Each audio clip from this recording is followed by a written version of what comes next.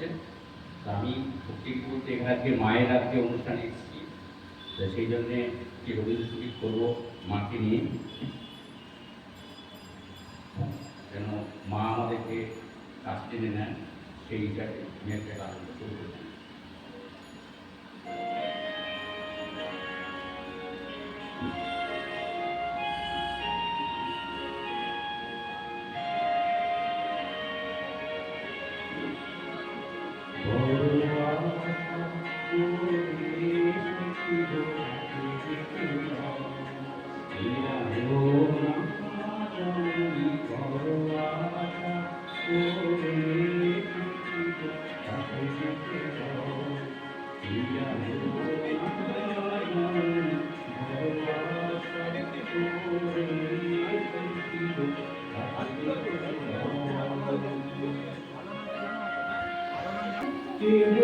Dear